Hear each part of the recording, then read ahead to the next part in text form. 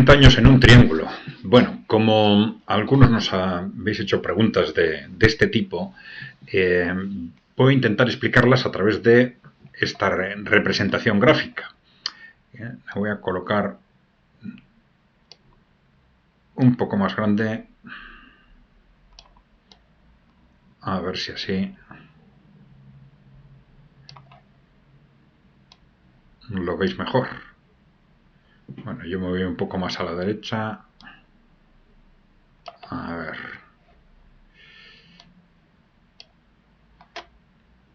Bueno, vamos a ver. Ahí estamos intentando representar de alguna forma lo que han sido estos últimos 30 años a partir de la Guerra Fría, fundamentalmente a partir del final de la Guerra Fría, años 90 y el siglo XXI, desde los tres puntos de vista que están interrelacionados, ¿no?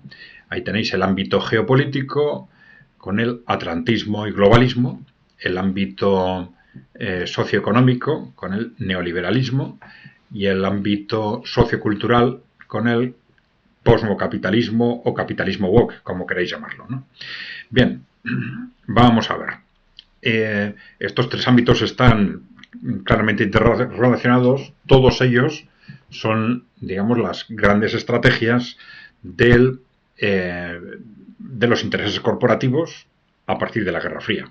Pero todas ellas también se van elaborando y tienen sus raíces anteriores, por supuesto. Lo que sucede después de la Guerra Fría es que esto se despliega, es decir, que las grandes corporaciones occidentales se sienten tan fuertes y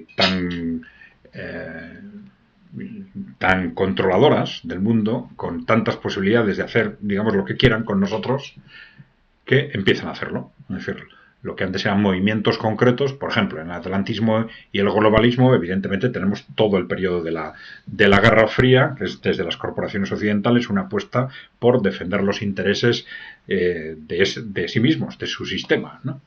Pero que a partir de los años 90 esto se despliega, digamos, al conjunto del mundo en un contexto en el que ya piensan y lo dicen, que ya no tienen enemigos, esto es el fin de la historia, ahora estamos nosotros solos, y empiezan la doctrina Wolfowitz en el año 92 y luego a fines de los 90 el proyecto Nuevo Siglo Americano como los dos referentes de lo que han hecho y han intentado hacer a partir de ese final de la Guerra Fría, que es controlar el mundo y desde el ámbito atlantista, es decir, no porque ellos, ya sabéis, no porque ellos defiendan los intereses de los ciudadanos británicos o norteamericanos, que no les importan en absoluto nada, ¿no? Sino porque utilizan el eje atlántico entre Estados Unidos y la Unión Europea fundamentalmente para controlar el mundo. Bien, entonces esto lo dicen y lo hacen. Entonces empiezan intervenciones repetidas en todo el mundo y destinadas al control y al cerco y acoso progresivo de los que consideran sus enemigos, que son primero Rusia y luego a fines de los 90 ya hablan de Rusia y de China, ¿no? En el ámbito socioeconómico tenemos el neoliberalismo, es decir, algo que ya doctrinalmente se empieza a trabajar desde los años 20, precisamente con la 2030, con la crisis del 29, el surgimiento del keynesianismo, de estas reacciones intervencionistas frente a la crisis, pues bueno, surgen a la vez los teóricos del neoliberalismo, también apoyados desde ámbitos corporativos, que empiezan a teorizar por qué no solo hay que volver al liberalismo del siglo XIX, sino que teorizan por qué el intervencionismo es negativo, el socialismo es negativo, etc., ¿no?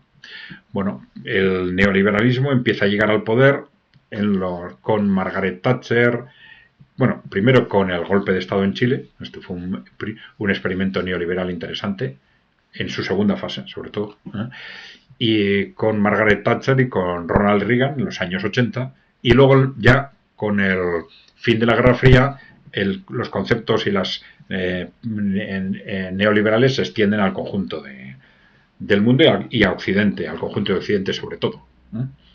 Y en el ámbito sociocultural, pues tenemos lo que hemos llamado todas estas corrientes del posmocapitalismo o capitalismo woke, que ya se empiezan a trabajar en las últimas décadas de la Guerra Fría con la creación del Club de Roma, fundamental para lo que luego sería el catastrofismo climático, y bueno, hacemos referencia, por ejemplo, al informe Rockefeller y al informe Kissinger del 72 y el 74, que nos ponen las bases de las grandes estrategias para impulsar el posmofeminismo, el cuestionamiento de la reducción de las tasas de natalidad, la manipulación de las minorías sexuales, la manipulación de la explotación masiva de migrantes, el fomento del individualismo, etcétera. Todo esto que se despliega, ya digo, también aquí de forma masiva a partir de los años 90, cuando ya pueden imponer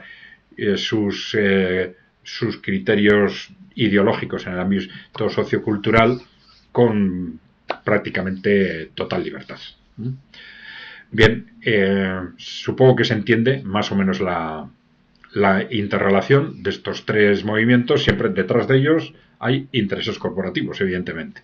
Intereses económicos, intereses de poder, intereses de manipulación y control social. ¿De acuerdo?